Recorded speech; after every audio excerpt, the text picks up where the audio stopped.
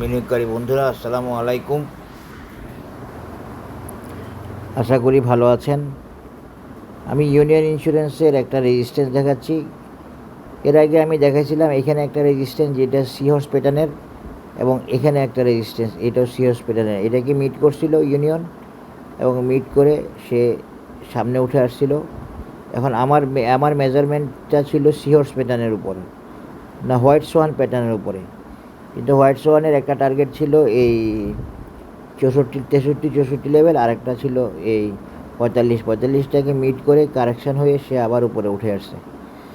Union আবার উপরে উঠে আসার পরে এখন সে বর্তমানে আছে হোয়াইট সোয়ানের সেকেন্ড টার্গেটের চেয়ে নিচে।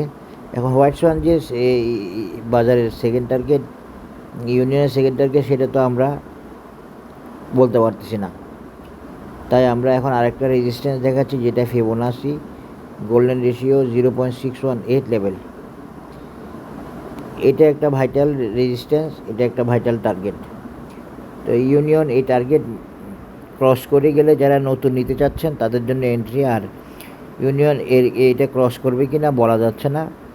ক্রস করার সম্ভাবনাটা একটু কম, কারণ এই ইন্স্যুরেন্সগুলো কোনোটাই মূল অ্যানালিসিসের 0.618 ক্রস করে যায়নি, যেতে পারেনি। শুধুমাত্র মনে হয় ইসলামী ইন্স্যুরেন্স গেছে। তো দেখা যাক কী হয়, আপনারা বাজার বুঝে সিদ্ধান্ত নেবেন। এই জন্য এই অ্যানালিসিসটা দিলাম, বাই সেল আপনাদের সিদ্ধান্তে। তবে এই রেজিস্ট্যান্সটা পার হয়ে গেলে নতুন এন্ট্রি, আদারওয়াইজ নিউ এন্ট্রি। আর হোয়াইট সোয়ানের অ্যানালিসিস যেটা আছে, ওইটার তো অ্যানালিসিস তো ঠিক আছে, কিন্তু ওইখানে যাবে যে কনফার্মেশন তো দেওয়া যাবে না, কারণ বাজার কোন প্যাটার্নে আছে, কোন মুভমেন্ট টার্গেটে আছে সেটা তো আমরা জানি না। আমরা যদি ফিবোনাচিতে পাইছি এইটা একটা রেজিস্ট্যান্স, তাই রেজিস্ট্যান্সটা শেয়ার করলাম, এবং ভাইটাল রেজিস্ট্যান্স। আশা করি বুঝতে পেরেছেন। আমার মনে হচ্ছে যে এই লেভেলটা ক্রস করা একটু কঠিন হবে। আশা করি বুঝতে পেরেছেন। ধন্যবাদ। আসসালামু আলাইকুম।